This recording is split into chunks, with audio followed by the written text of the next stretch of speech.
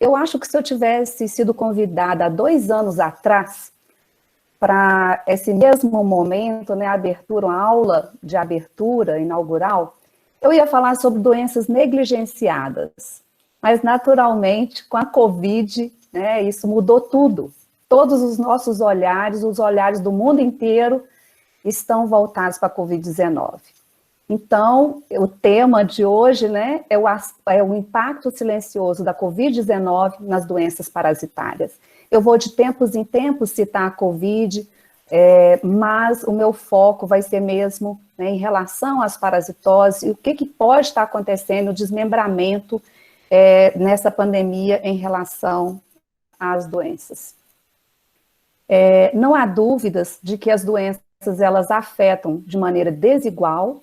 Quando a gente vai analisar, né, as populações que estão em países desenvolvidos, em desenvolvimento ou subdesenvolvido, essas diferenças, elas são percebidas, detectadas globalmente, seja através da carga da doença, os investimentos financeiros, pesquisa e desenvolvimento de novas drogas e mesmo a atenção pelos órgãos de saúde.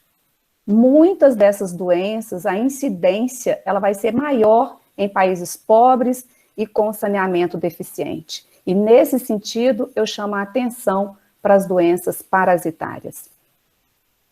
As doenças parasitárias, elas são causadas, né, por um grande número de agentes, que vão desde os eumintos, protozoários, os ectoparasitos, e agora, nesse momento, eu vou me dedicar muito mais a essa parte, tanto dos eumintos quanto dos protozoários, ou seja, doenças causadas por esses agentes aqui.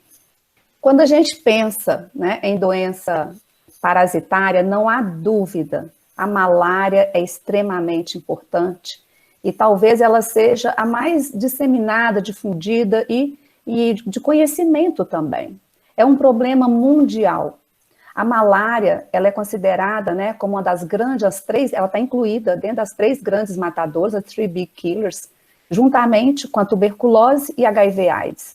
Então, o impacto é muito grande. Em 2019, que é o último dado que a gente tem, a malária, né,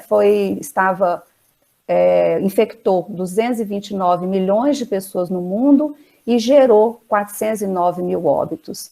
Esses dados, eles têm caído ao longo dos anos, os últimos 10 anos, 15 anos, mas mesmo assim a gente vê que ainda é muito expressivo. Se a gente pegar no Brasil, a região que é endêmica para a malária, a gente fala que é na Amazônia legal, ela está restrita, então, a essa região norte do país, e nos últimos anos é perceptível, aqui nessa linha verde, é a totalidade dos casos. É perceptível que houve uma queda, uma redução bem drástica dos casos de malária no Brasil. Essa é sempre uma boa notícia, né? E agora a tendência é verificar como é que isso vai se manter.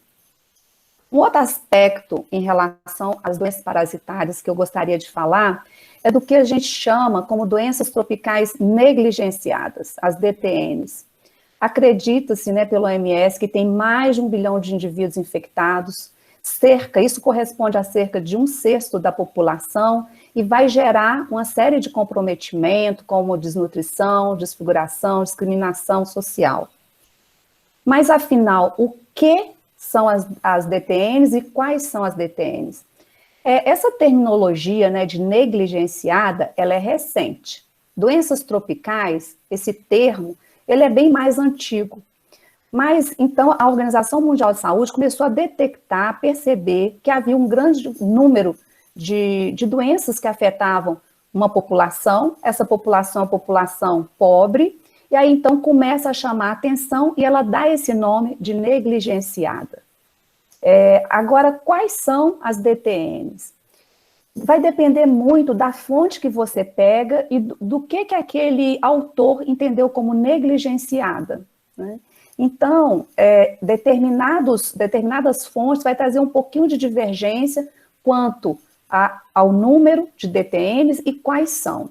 Normalmente, eu utilizo da Organização Mundial de Saúde, mas independente da sua fonte, é claro que ela tem em comum de que essas doenças, a incidência é muito maior nos países pobres e o investimento é menor, porque o investimento em pesquisa ele vai estar mais centrado nos problemas de saúde de países ricos. Então, independente da fonte, a gente tem esses parâmetros que vão definir, né, ou pelo menos nortear essa negligência.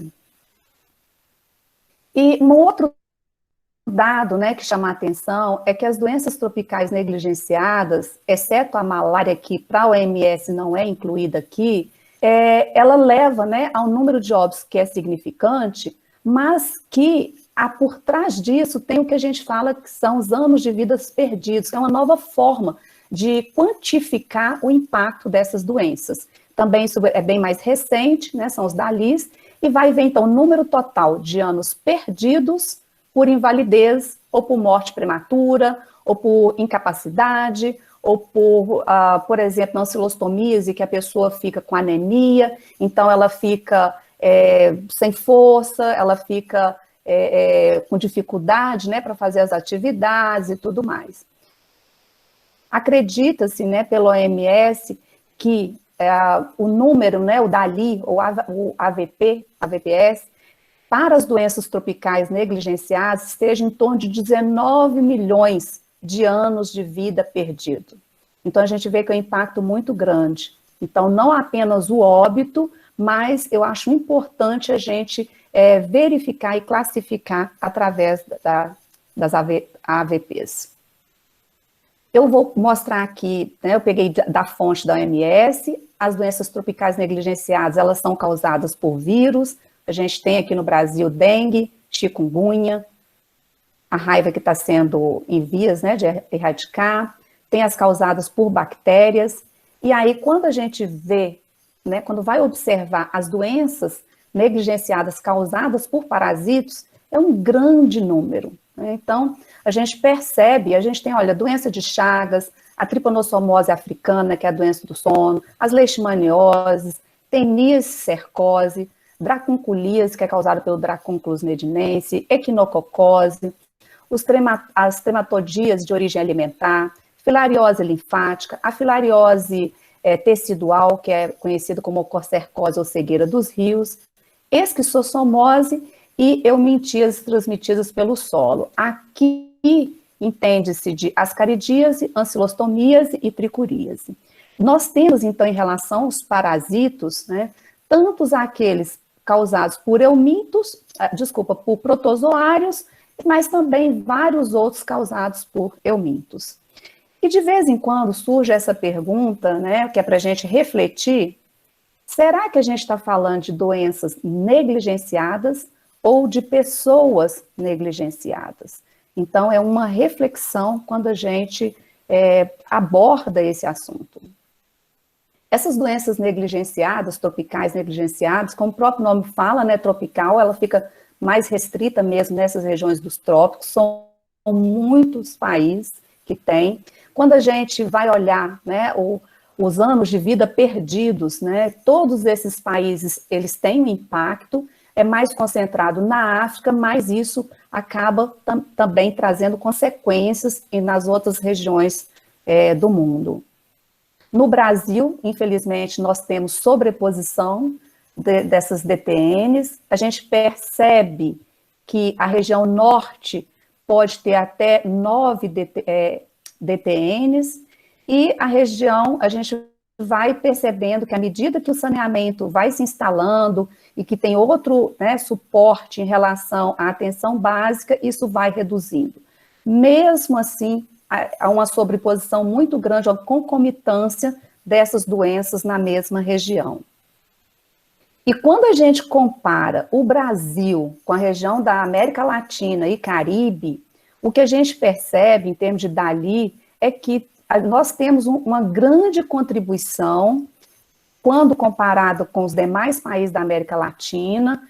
Então, esquistossomose, leishmaniose visceral, a gente tem em torno de mais de 90% de contribuição, então é um impacto muito grande, e para várias outras doenças também. Então, o Brasil precisa muito melhorar, inclusive quando a gente compara com os demais países aqui vizinhos. Bom, quando a gente pensa, né, em parasitose, os programas de eliminação, eles existem há muito tempo. Então, desde que, né, começou-se a tomar, a detectar, a perceber esse impacto, foram feitos vários programas e pactuados esses programas para eliminação dessas parasitoses. Alguns até muito bem sucedidos, eu coloquei aqui um exemplo para vocês. Por exemplo, aqui, ó, a malária, em 1965, em Trindade e Tobago, 66 na Dominica e Jamaica, nos Estados Unidos, Cuba, quer dizer, nessa década aqui, de 60, 70 e poucos, a gente já começa a perceber, né, o êxito desses programas. Em 2000, os países da América conseguiram a eliminação da draconculíase, o Brasil já teve também, logo no início da colonização, e posteriormente, né, a gente começa uma nova era que é para a eliminação da oncocercose, com a Colômbia, Equador, México, Guatemala, e posteriormente outros países conseguindo a eliminação da malária, tanto no Paraguai quanto na Argentina. No Brasil, nós temos também programas que foram bem-sucedidos. Aqui eu chamo a atenção, por exemplo, a Vuquererias, que nessa época que, né, conseguiu-se, através de programas de extinção desses focos, no Rio Grande do Sul e em Santa Catarina. A Vuquereríase é uma doença causada pela Vuqueréria bancroft, popularmente conhecida como elefantíase. E, posteriormente, esses focos foram extintos lá em algumas cidades da Bahia e também no Pará, lá em Belém. E a gente consegue, né, um outro fato histórico é a interrupção vetorial e por hemotransfusão da doença de Chagas. Desculpem, tá? Aqui tá um pouco interrompido, mas aqui em 2006 o Brasil recebe o certificado de que ele está livre da transmissão pelo vetor da doença de Chagas, que são os triatomínios, e também por hemotransfusão. E, posteriormente, né, entre 99 e 2007, tem-se o controle de focos da Vuquereríase no Alagoas. E, em 2003 a 2013, com a intensificação dos programas, percebeu-se que no Brasil os únicos focos estavam restritos à região metropolitana de Recife. Então, a gente tem Recife, Olinda, Jaboatão dos Guararapes, e eles conseguiram, em 2013, reduzir significativamente o número de pessoas infectadas e por Vuqueréria bancroft, e a expectativa era de que no ano passado, a gente, né, então, quer dizer, em nome do Recife, lá em Pernambuco, receberíamos, então, o certificado de que estaríamos livres da Vuqueréria bancroft, porque esse é o último local de foco. Então, a gente percebe que é possível fazer, né, a eliminação de algumas parasitoses.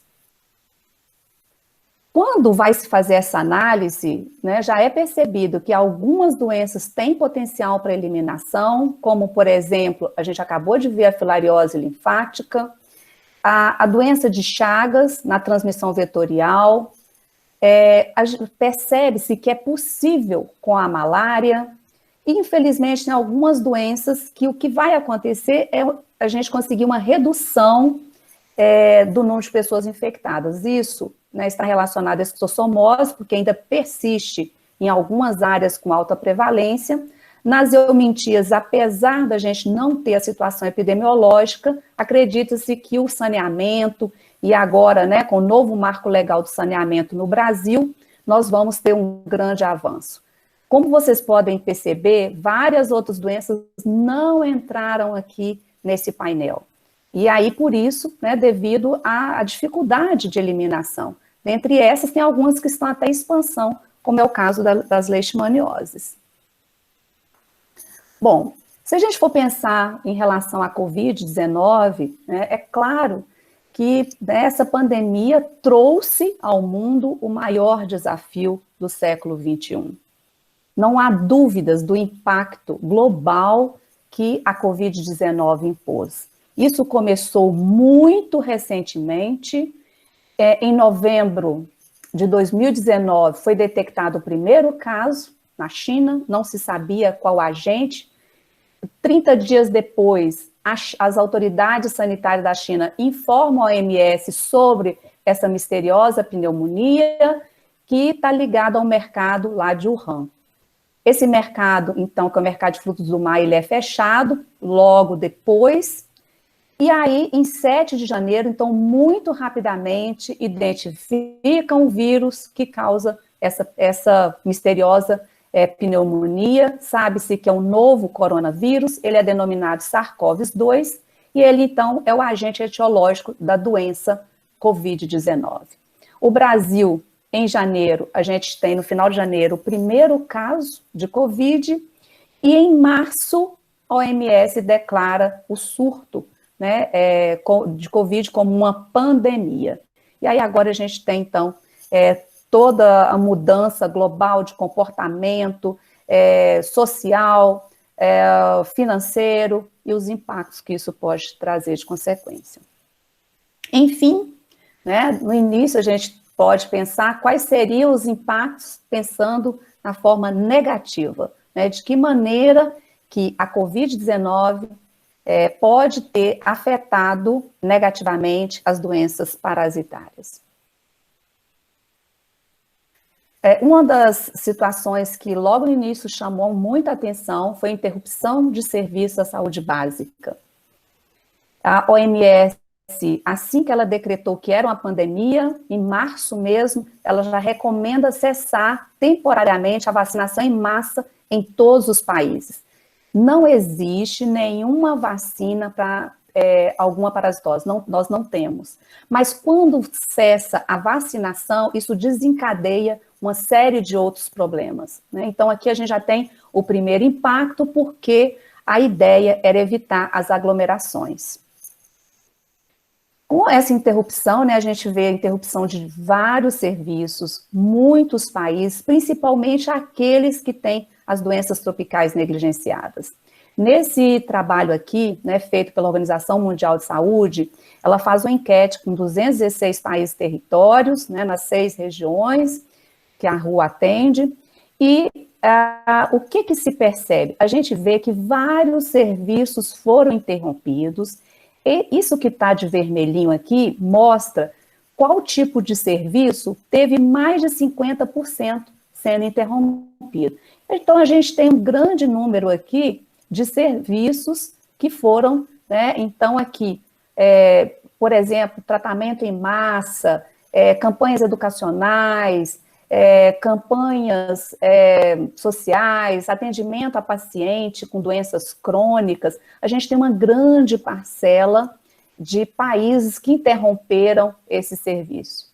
E vários outros, como diagnóstico, tratamentos, os cuidados, procedimentos, enfim. Então, esse impacto foi muito grande, e essa é a conclusão que a gente tem nesse primeiro momento, de que um grande número de países interrompeu os serviços essenciais. Um outro, né, falando ainda um pouco a respeito desse assunto, aqui tem o professor Marcelo Urbano, ele até é o autor daquele livro que a gente tem, né, de parasitologia, que é disponível o e-book. E aí, então, o professor Marcelo Urbano, ele trabalha por muito tempo com malária, nessa região aqui do Acre e Mâncio Lima, onde é o município brasileiro com maior incidência. Ele fala que a pandemia não comprometeu nem o diagnóstico, nem o tratamento aqui nessa região, mas o controle de vetores teve de ser interrompido. Então, a gente percebe que, de uma maneira ou outra, vai ter um impacto nessas doenças. Além disso, né, o que se começou a partir de então, a partir da pandemia, com a interrupção desses serviços, começaram-se uma série de estudos de modelagem. Aqui vai ter, então, a gente vai ver as previsões dessas consequências. Então, aqui, numa modelagem que foi feita, que foi com leishmaniose visceral na Índia, eles começaram a analisar os programas, né? Então, o que eles perceberam, dentre outras situações, aqui eu só estou pincelando um pouquinho, é de que quando tem vários, né, níveis que esses programas de controle podem estar. Se ele estiver numa fase inicial, né, do programa, né, ainda no seu início, vai ter um impacto aqui, ó, quando está em azulzinho, é com 1 ano de interrupção, e com 2 anos de interrupção a gente tem um vermelhinho. Então, a gente percebe que com o programa, né, a incidência aqui ia começar a cair, mas com essa interrupção desse serviço, desse programa, se ele estiver no início, esse programa com 1 ano, ele já tem um problema, uma perda, e com 2 anos, isso é muito maior. Para avançar nisso, para não perder, tem que haver recursos de mitigação, né? Tem que se pensar em mitigar esses danos. Quando ele compara, né, programas que estão no início, no meio e no final, o que ele percebe? Programas bem estabelecidos que estão no final, eles vão ter menos impactos quando se compara a programas que estão no início. Então, os programas em fase inicial, aqueles que começaram, né, que aí eles ainda não têm todas as metas, os objetivos já cumpridos, estão no início, eles vão ser os mais prejudicados e vão ter mais atraso nessa conclusão, na obtenção das suas metas. Um outro trabalho que tem, que é um ponto de vista, isso tudo é bem recente, tá? Esse aqui é de 2021, por exemplo. Eles vão também fazer uma predição em alguns programas de doenças tropicais negligenciadas. Eles percebem que vai depender muito de qual enfoque que está dando, qual a doença. Então, é preciso conhecer epidemiologicamente, é preciso conhecer biologicamente o agente etiológico. Aqui, por exemplo, numa comparação com esquistossomose e filariose linfática, uma esquistossomose, onde tem uma alta prevalência, né?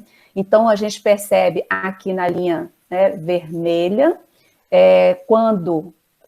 na linha vermelha, desculpa, até aqui, mais ou menos, né? Se o tratamento em massa se o tratamento em massa da população não for interrompido, vai ser muito mais, a prevalência vai cair muito mais rapidamente do que quando esse tratamento ele é interrompido.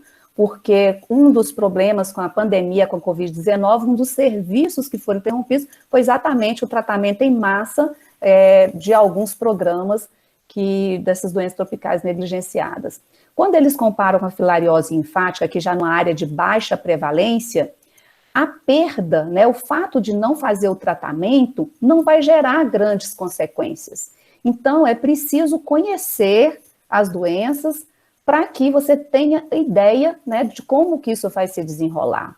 O que eles acreditam é que por conta, né, de várias situações que a pandemia está embutindo já, vai haver o ressurgimento das doenças, mesmo naquelas que têm o programa de controle, e vai ser mais rápido aonde tiver áreas de alta transmissão. Além disso, como eu falei aqui agora, exemplificando para a esquistossomose, aquelas doenças onde no programa está incluído o tratamento em massa, a administração em massa da medicação, como, por exemplo, a esquistossomose, as doenças, as eumintíases transmitidas pelo solo, as caridíases, tricuríases, cilostomias, elas têm a possibilidade de ressurgir muito mais rapidamente. E também eles observaram que doenças que são percebidas a partir da detecção do caso, então, por exemplo, a triponossomose aqui africana, leishmaniose visceral, quer dizer, a percepção do indivíduo doente é a partir do diagnóstico precoce. Inclusive, no programa de controle de leishmaniose, uma dos principais metas é fazer esse tratamento precoce. Então, se isso é interrompido, vai ter naturalmente menos possibilidade de estar detectando o caso, mas naturalmente isso pode ser devido a uma subnotificação, então isso vai levar a uma taxa maior de novas infecções nessa quantificação posterior. Então, todos eles, tanto aquele anterior quanto esses estudos aqui, eles mostram que precisa-se de ações para poder mitigar esse impacto, e acelerar o progresso em direção às metas da Agenda 2030. E aí, por falar em Agenda 2030, essa agenda é muito bacana, muito interessante, eu gosto muito. Ela foi criada pela ONU e ela é composta por 17 Objetivos de Desenvolvimento Sustentáveis, apesar deles estarem desmembrados aqui, eles são indissociáveis.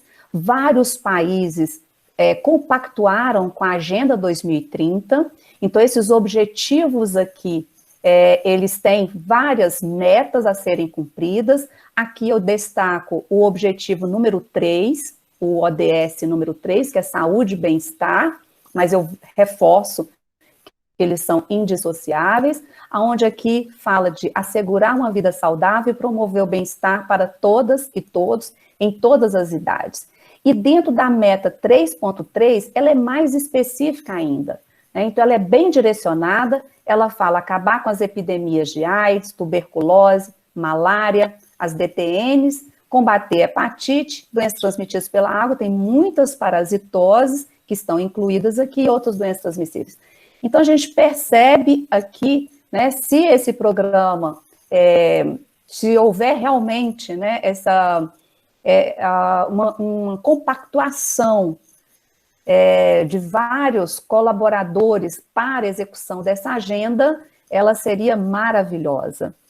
E o que a gente percebe é que a Covid-19, com certeza, é uma ameaça para as DTNs. Eu estou colocando DTNs aqui, mas para várias parasitoses, para o tratamento.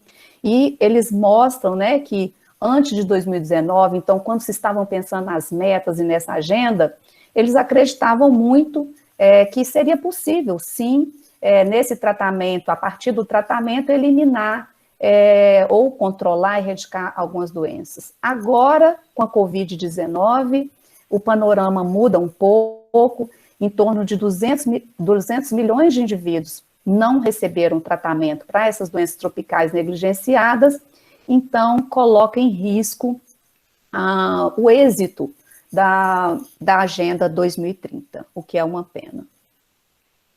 Bom, um outro problema que a Covid-19 traz para a gente, né, que leva a impacto, é a restrição de atendimento no serviço de atenção primária e o acompanhamento sistemático de visitas por agentes de saúde. Né, o PSF, o Programa de Saúde da Família, aqui no Brasil, em várias regiões, ele é muito bem sustentado, e aí a gente percebe pelos noticiários, né, visitas domiciliares suspensas, aqui era agente de endemia em Juiz de Fora, naturalmente, quando tem essa visita domiciliar suspensa de agente, tem outras consequências também. Aqui em Belo Horizonte, uma unidade pronta atende, as unidades vão atender prioritariamente os casos da Covid.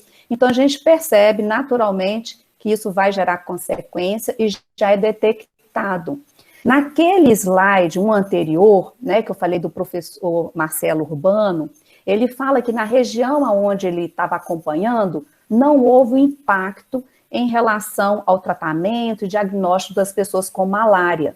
Quando a gente olha agora para uma outra região, lá em Roraima, né, onde tem as tribos Yanomamis, a gente vê, por exemplo, que aqui é a foto, né, a imagem de uma criança, ela tem 8 anos, ela só tem 12 quilos, ela tinha que ter no mínimo, mais de 20, ela está com malária, ela está com desnutrição.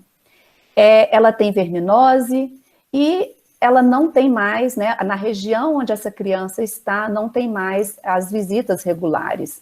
E fica, olha só a distância, 11 horas a pé da unidade de saúde mais próxima.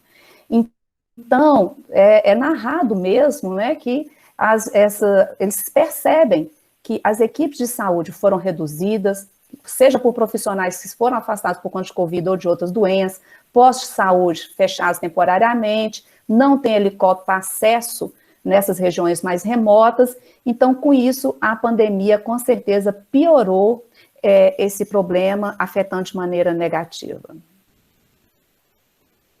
Uma outra situação, que isso aqui a gente vai, né, já perceber pelo lado financeiro, a previsão é de que o PIB pode retroceder 10 anos, quando se faz uma análise histórica do PIB, né, que é o Produto Interno Bruto, aqui a gente pensa global, né, globalmente, eles falam que o PIB mundial vai ter a maior contração, quer dizer, redução, desde o pós-Segunda Guerra. Então, a expectativa mundial ela não é boa. Aqui na região das Américas, né, quando a gente observa também o PIB, a gente verifica que estava, né, em ascensão, estava crescendo, e aí quando chega aqui, né, mais ou menos 2018, a gente já tem uma estabilidade, e com a pandemia isso cai, e isso então, na verdade, volta lá como se fosse lá em 2010, né? Então a gente retrocede isso, e esse retrocesso significa, gente, uma perda de 14 anos em relação ao que se ganhou para em relação à pobreza, né? Então, as pessoas que estavam, né, em situação de pobreza, elas foram melhorando as condições de vida, que, infelizmente, com a pandemia, isso vai ter um reflexo como se a gente fosse retroceder para 14 anos atrás. No Brasil, é claro que isso mundial, nas Américas ou no Brasil, a gente tem, nós estamos num período de recessão, o cálculo, infelizmente, as previsões também, elas não são boas.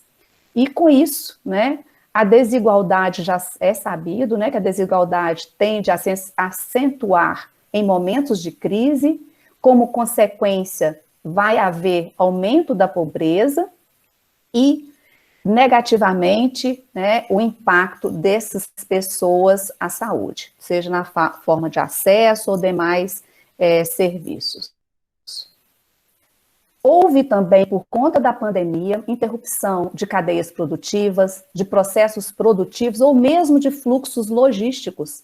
Quando acontece isso, isso gera múltiplos choques, seja por conta, né, a gente percebe como consequência desabastecimento, preços absurdamente altos, eu coloquei aqui entre aspas abusivos, né, mas na verdade são preços altos, que faz com que medicamentos e alimentos, né, estejam com valores muito acima do que se poderia estar sendo praticados, né, anteriormente à pandemia.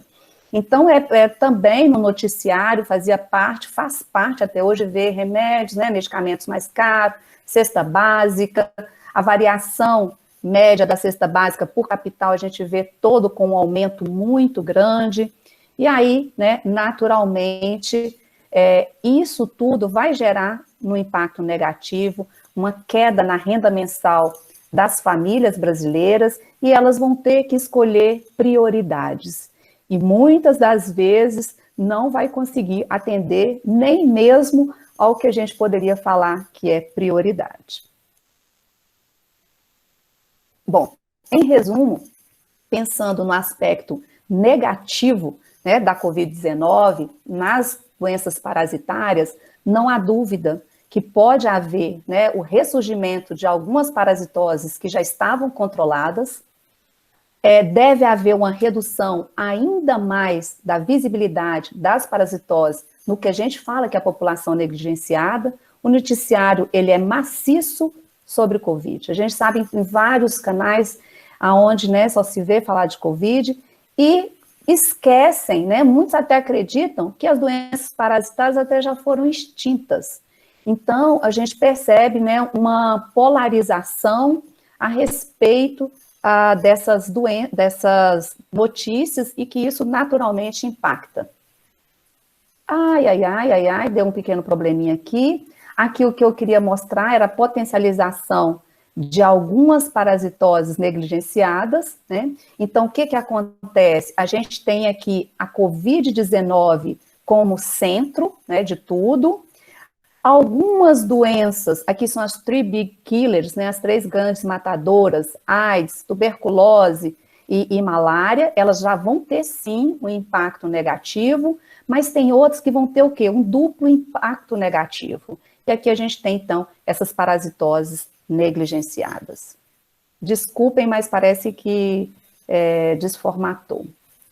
Enfim, Agora, pensando na Covid, né, vamos ver, então, a Covid-19, né, causada pelo SARS-CoV-2, já se sabe, né, não importa onde você procura, em várias línguas, tem alguns fatores que eles consideram como de risco. Eles foram analisando a partir dos dados da China, depois nós caminhamos para a Itália e depois Europa, e isso com a disseminação. Então, foram percebendo, né, quais as chances de agravamento, quem corria mais risco, e aí a gente percebe que esses fatores de risco para a Covid-19, né, eles foram observados principalmente aonde? Em pessoas que tinham problemas cardíacos, pessoas com diabetes, hipertensão, idosos, pessoas com asma ou outros problemas graves pulmonares, às vezes não, desculpa, problemas de imunossupressão, câncer e tudo mais. Além do mais, né, a gente vê a obesidade também como um fator de agravamento. Tem sido percebida a obesidade, né, como importante nessa avaliação. Inclusive, a professora Jaci, que é lá do nosso departamento, ela fez um trabalho super bacana, que aponta que a obesidade é fator de risco maior naqueles indivíduos mais jovens e eleva muito, né, a taxa de gravidade quando esse jovem é obeso. Então, enfim, né, a Covid-19 foi voltada, né, os fatores de riscos foram mais ou menos mapeados aqui com essas doenças. E o que é interessante, né, é que, na verdade, a Covid-19, logo no início, achava-se que ela era uma doença respiratória, mas depois perceberam que não, ela é uma doença sistêmica. O SARS-CoV-2, ele tem na superfície várias proteínas, algumas muito mais estudadas, que é o caso da Spike, mas a gente tem outras. A Spike, que é até aquela que faz a coroazinha, né, ela vai se ligar a alguns receptores, que são os ECAs, para poder, então, começar aqui a multiplicação intracelular com a ajuda da maquinaria da célula hospedeira. Então, o que já se sabe, né, é que a partir dessa interação, ela vai ocorrer em vários órgãos do corpo. Então, como a gente tem essas ECAs, né, em várias localizações, isso possibilita que o SARS-CoV-2 ele faça a interação e depois invada, então, essas células como, por exemplo, do coração, do intestino, endotélio, pulmão, testículos e rins também. Então, a gente percebe que, como consequência disso, naturalmente vai levar a problemas de arritmias, cardiopatias, problemas alveolares com inflamação, e a gente tem também a formação de trombos, e com isso, então, percebe-se que é uma doença que pode afetar o sistema respiratório, o sistema nervoso, circulação e coração, como os rins e intestino. Então, é realmente uma doença que ela pode ter gravidade naqueles indivíduos que eles observaram que é de risco. Mas, né, nenhuma doença é uma ilha sozinha. Será que, se houver uma coinfecção de COVID com alguma doença parasitária, qual deve ser, né, como que isso vai se desenrolar, né, qual vai ser o caminho agora da situação? Eu pensei algumas doenças, principalmente porque são as que mais eu consegui informações a respeito. A gente tem que lembrar que a Covid-19 é uma doença que, né, nós temos pouco tempo que ela foi, né, que apareceu essa pandemia, tem muito estudo muito rápido, mas não se sabe, né, tudo a respeito. E quando a gente vai olhar com essa visão para as doenças tropicais negligenciadas, né, ou para essas doenças parasitárias, a gente tem ainda muito menos conhecimento. Mas então eu pensei algumas coisinhas para que a gente possa refletir a respeito disso. Então, por exemplo, doença de Chagas. A doença de Chagas, talvez aí nem todos já fizeram parasitologia, né? Mas a doença de Chagas, ela tem como agente etiológico, agente causador da doença, é o Trypanosoma cruzi. E ela tem uma transmissão vetorial, que eu falei para vocês que em 2006 o Brasil estava livre da transmissão vetorial, principalmente pelo Triatoma infestans, mas tem outros barbeiros, né, que é popularmente conhecido como barbeiro, e a gente tem outras vias, mas nós não vamos entrar aqui nesse assunto, é só uma pincelada. Então, o Trypanosoma cruzi, ele é um parasito intracelular obrigatório, ele vai invadir várias células, células fagocíticas profissionais, células não fagocíticas, e tem a cepa que circula aqui no Brasil, do Trypanosoma cruzi, ela tem um tropismo, uma preferência por células da musculatura cardíaca, principalmente, mas também de esôfago e pode ser em vários outros órgãos. Mas não há dúvida, né, que o coração, ele é um dos principais alvos. A doença de Chagas, ela é conhecida como doença das megas, então a gente percebe, há uma destruição, na verdade, desse órgão, apesar de que o mecanismo de destruição ele não é tão conhecido, mas já se sabe, né? Vai dar uma hiperplasia, dá um aneurisma de ponta. Então, aqui mostrando, por exemplo, um coração normal tem em torno de 350 gramas e um coração chagásico com mais de meio quilo. E a consequência dessa infecção nos indivíduos sintomáticos, normalmente através da cardiopatia, né? Então, o indivíduo na fase crônica, ele tem essa cardiopatia chagásica crônica, mas também pode acontecer megacólon, megaesôfago, e aí o indivíduo tem dificuldade, né, para deglutir, ou depois para defecar, mas não há dúvidas de que o Trypanosoma cruzi, se a gente for pensar no impacto que esse agente etiológico leva, a doença de Chagas está muito relacionada com insuficiência cardíaca e as complicações, né, as arritmias, a dificuldade no esforço e por aí vai. Mas eu quero chamar a atenção em relação à doença de Chagas, um outro fato que é super intrigante e que pode trazer consequências em co-infecção com a Covid-19, é o fato de que muitos pacientes não sabem que estão com doença de Chagas, porque essa doença, ela tem também o que a gente fala que é fase crônica assintomática ou indeterminada. O indivíduo, ele é chagásico, ele está infectado, mas ele não sabe. E, esse indivíduo, ele vai fazer os exames, detecta, então, que ele está infectado, mas ele não tem nenhuma alteração clínica.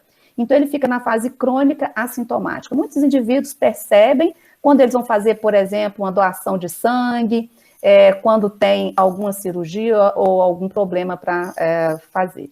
Então, a gente tem algumas situações que chamam a atenção. E aí, né, em maio de 2020, um homem de 69 anos, ele é hospitalizado lá no Hospital das Clínicas, na área de Covid. Esse paciente, ele fazia acompanhamento para a doença de Chagas, mas ele não tinha a patologia, na verdade, em termos de sintomatologia, né? E ele tinha problemas respiratórios por conta da Covid. Uma semana depois, uma mulher de 74 anos, essa sim na fase crônica, determinada, sintomática, né, com cardiopatia, ela também é internada e ela tem também sintomas associados à Covid e ambos falecem. Então, cria-se um alerta para a doença de Chagas. E, né, a partir daí, a gente já começa a perceber os impactos, ou pelo menos o mundo brasileiro, aqui o mundo eu vou restringir aqui ao Brasil, a doença de Chagas está aqui na região das Américas, e aí no Brasil, então, começa-se a questionar um pouco a respeito disso. E o que é interessante, né, que é claro que a pandemia trouxe restrições para esses acompanhamentos desses indivíduos, e aí, então, esse grupo, né, ele deveria ser considerado como um grupo de risco. Mas o que a gente percebe, né, que apesar de todas essas consequências que podem ter, aqui eles destacam que, né, o paciente na forma cardíaca, ele vai ter maior probabilidade de ter fenômenos trombóticos, de ter AVCs, sequelas neurológicas, além da comorbidade. Então, a gente aqui já se começa a aventar sobre as consequências de uma co-infecção, mas interessante que o grupo de pessoas com doença de Chagas não foi incluído no grupo prioritário para vacinação da Covid, né? Então, a gente percebe que, ao mesmo tempo, existe uma negligência a respeito disso, salvo se esse paciente tem um problema cardíaco, né? Então, aí sim, mas se ele é assintomático, isso não foi levado em consideração.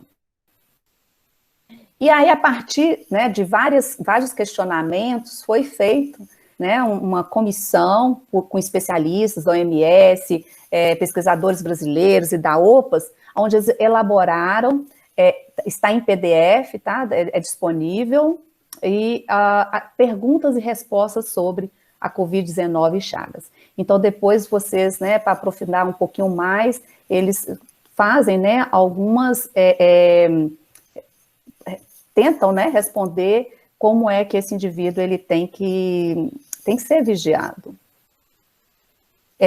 Bom, uma outra doença que eu gostaria de falar a respeito é sobre as leishmanioses.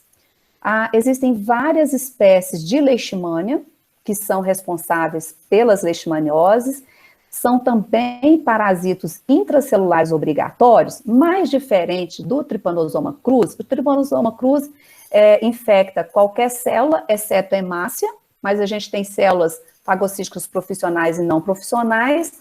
Aqui, no caso da leishmania, ela parasita principalmente somente células do sistema fagocítico mononuclear. A gente está falando o quê? De macrófagos, de monócitos.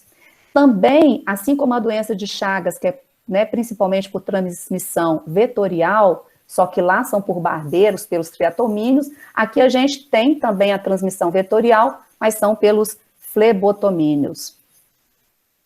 E nas leishmanioses é preciso, né, é uma doença extremamente complexa em relação às manifestações clínicas. A gente tem a forma na leishmaniose que a gente fala que é cutânea, onde as lesões vão aparecer mais na pele, mas eu quero chamar a atenção aqui para a leishmaniose visceral.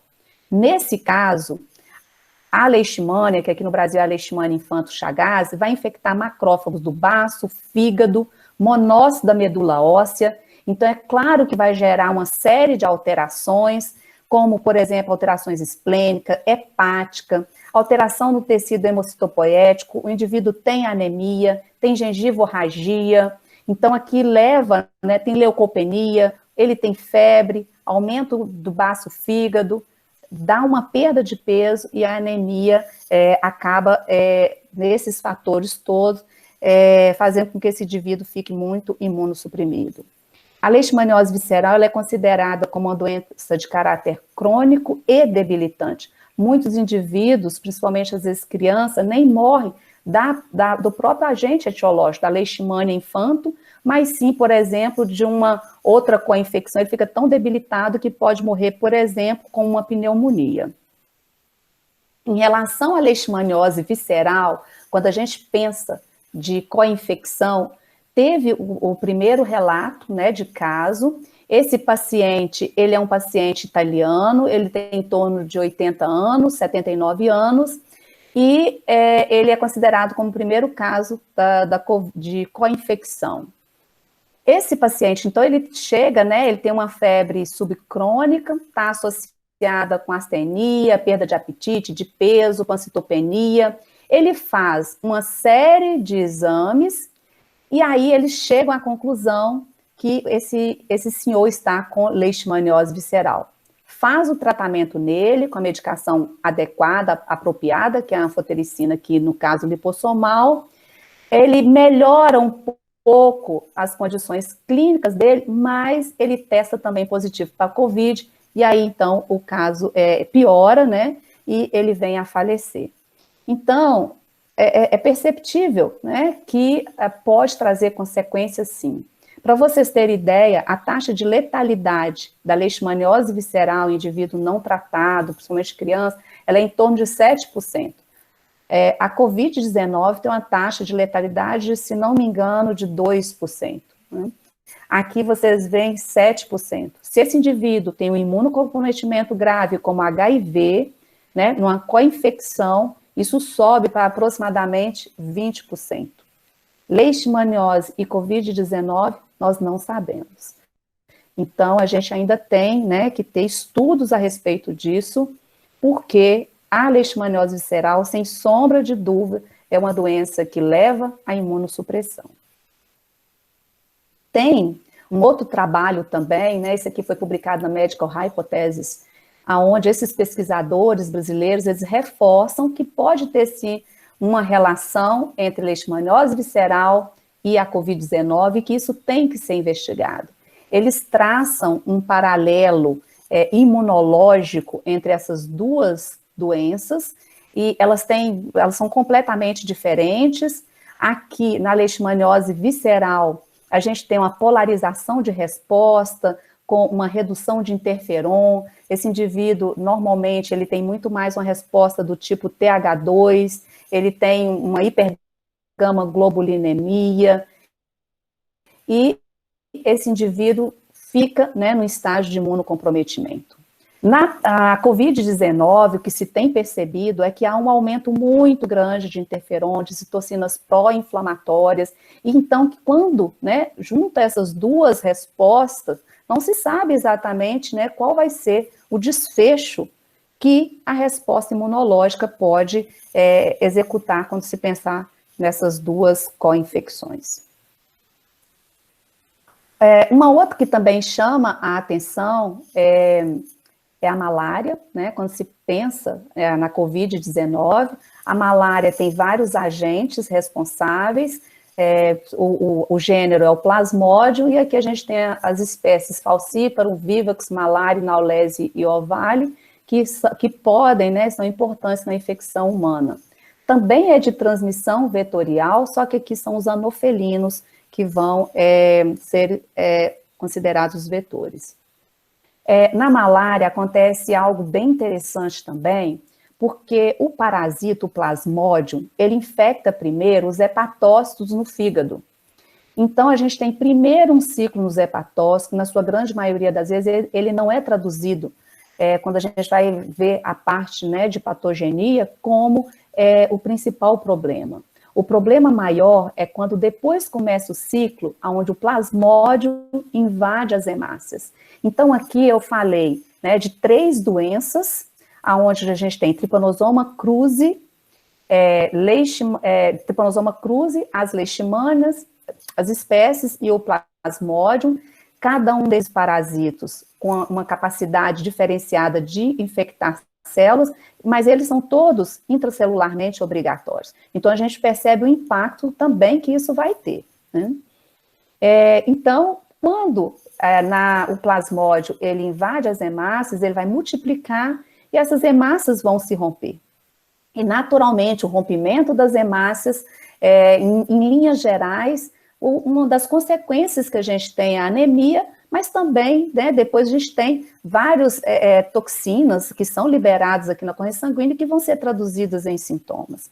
Mas o que eu quero chamar a atenção é que a malária, na verdade, quando a gente, né, dividindo aqui muito rapidamente, a gente teria a malária não complicada, que ela é principalmente naqueles indivíduos adultos já de área endêmica, ou mesmo crianças a partir de 5 anos de idade, que é onde já começa com uma proteção imunológica, né, nessas crianças, mas então a malária não complicada é mais para esse indivíduo de área endêmica e que indivíduo, né, um adulto jovem sem problema. A malária, agora se a gente pensa na malária complicada, né, quer dizer, a malária que vai trazer gravidade, para entender um pouco disso, como é que acontece? Então eu falei que o Plasmodium, ele infecta as hemácias, e aqui dentro ele vai fazer o ciclo de vida dele, essas hemácias vão depois romper, né, e vai liberar novos parasitos, e esse ciclo continua. Agora, o que é interessante é que, na verdade, a malária também, né, que a gente tem as várias espécies, elas vão trazer, né, consequências em vários outros órgãos também. Então, a gente tem, por exemplo, disfunções respiratórias, a gente tem problema renal com a deposição de imunocomplexos, levando a glomerulonefrite e né, problemas renais, mas chama a atenção, quando a gente está falando de malária complicada, o Plasmodium falciparum. Porque o Plasmodium falciparum, ele tem a capacidade, essa espécie, né, quando ela está dentro da hemácia, ela vai, na verdade, modificar a superfície da hemácia e vai gerar o que a gente fala, né, que é o sequestro dos eritrócitos. Na verdade, então, tanto hemácias parasitadas por Plasmodium falciparum, quanto não parasitadas, elas vão ser sequestradas para os capilares mais profundos, então, capilar pulmonar, cerebral, de vários órgãos, e vai gerar o que a gente chama de fenômeno de citoaderência, vai começar a fazer trombos, e aí esses órgãos, então, vão começar a ter o quê? Anóxia. O Plasmodium falciparum, então, classicamente, ele tem, né, sido atribuída, essa espécie tem sido atribuída para a malária cerebral grave, uma anemia mais severa e com distúrbios respiratórios. Outros também, o Plasmodium vivax, né, já tem também atentado para a possibilidade dessa malária complicada, mas naturalmente, classicamente, quando a gente está falando de malária cerebral grave, a gente está falando de falciparum. E o que acontece, então, num resumo, né, é que essas manifestações clínicas da malária grave, quando a gente pensa numa resposta imune, ela tem uma resposta inflamatória sistêmica exacerbada relacionada com a gravidade. Então, a partir desses processos aqui de interação dessas espécies de plasmódio, principalmente aqui o Plasmodium falciparum, por conta, né, de citoaderência e tudo mais, a gente tem, no final das contas, não só a anóxia desse órgão, mas também uma resposta inflamatória sistêmica com um grande aumento de TNF. Bom, e aí, né, quando a gente vai pensar em malária, o que se tem hoje de co-infecção noticiado? Aqui é já um idoso na aldeia dos Yanomamis, aonde ele está com Covid-19 e ele tem sintoma de desnutrição. Tem também a outra senhora que vivia na mesma comunidade dele, diabética, e também tinha malária falciparum. Esses dois, eles falecem. Chama a atenção também de uma criança, ela tem 2 anos de idade, ela está infectada por Plasmodium e ela tem também a infecção pelo SARS-CoV-2. Então, ela tem malária e Covid-19. Essa criança, então, apesar dela ser removida para um hospital, ela vem a óbito também. Então, a gente percebe a gravidade da co-infecção. Aqui é um idoso, aqui é uma criança, a gente não sabe ainda muito como é que isso vai desenrolar, mas provavelmente tem sim uma consequência grave.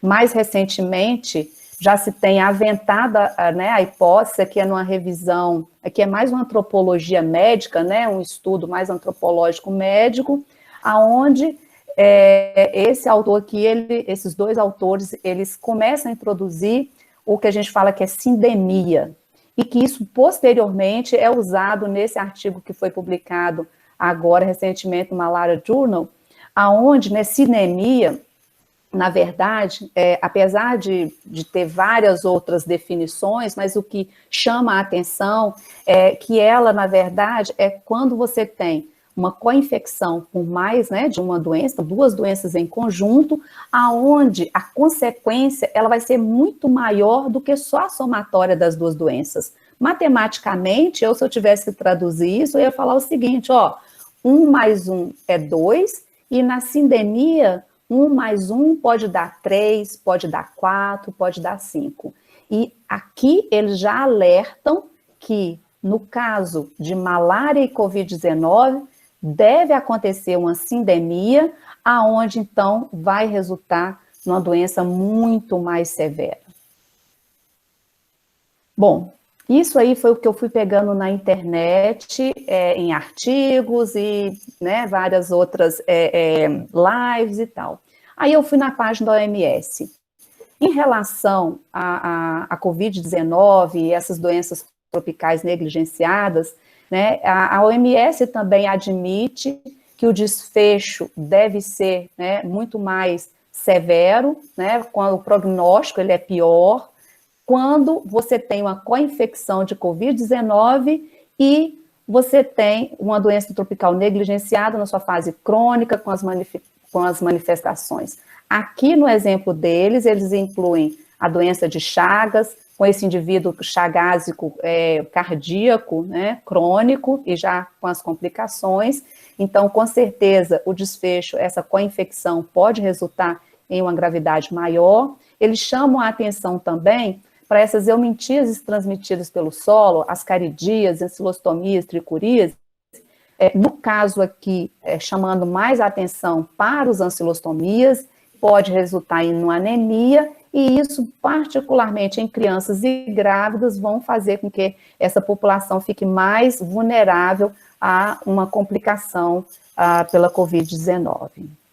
Em resumo, gente, o que né, eu pude perceber, nós não sabemos muito ainda qual vai ser a história natural das parasitoses quando não ocorre infecção. Provavelmente, né, em algumas situações, o desfecho não vai ser favorável ao indivíduo.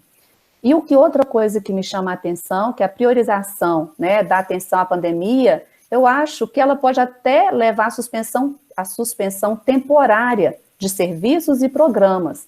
Mas esses serviços não podem ser interrompidos indefinidamente, né? Isso aí, essa população é uma população negligenciada também. Então, é preciso retomar aos poucos e com cuidado esses serviços para mitigar, né, para reduzir o impacto. Bom, enfim, né, todo mal tem seu bem e toda doença seu antídoto. Foi o que a Dorothea Dix falou, né, que a gente pensando no SARS-CoV-2, no Yin Yang, será que a gente tem pontos positivos ou de aprendizados da Covid-19 no controle das doenças parasitárias? Então, eu andei refletindo um pouco, muitos de vocês com certeza vão chegar ao mesmo entendimento que eu, e naturalmente o primeiro é que essas medidas de higiene, né, hoje, que a população inteira tenta fazer, né, de lavagem das mãos, uso de álcool em gel, uso de álcool 70, é claro que isso vai não só proteger da Covid, mas de algumas outras dessas doenças negligenciadas. Esse é um fator positivo.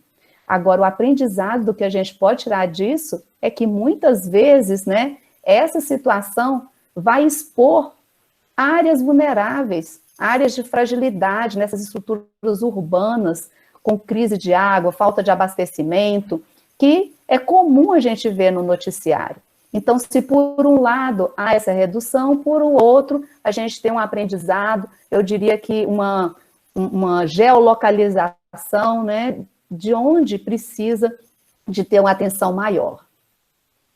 Um outro assunto que eu pensei muito a respeito, né, a ivermectina, ela é uma droga que ela é usada como antiparasitária, ela tem outros usos também, mas ela é de amplo conhecimento como antiparasitária, ela serve tanto para alguns parasitos intestinais, como, por exemplo, para ectoparasito, que é o piolho, e foi aventada a hipótese de tratamento precoce da Covid-19 com o uso da ivermectina.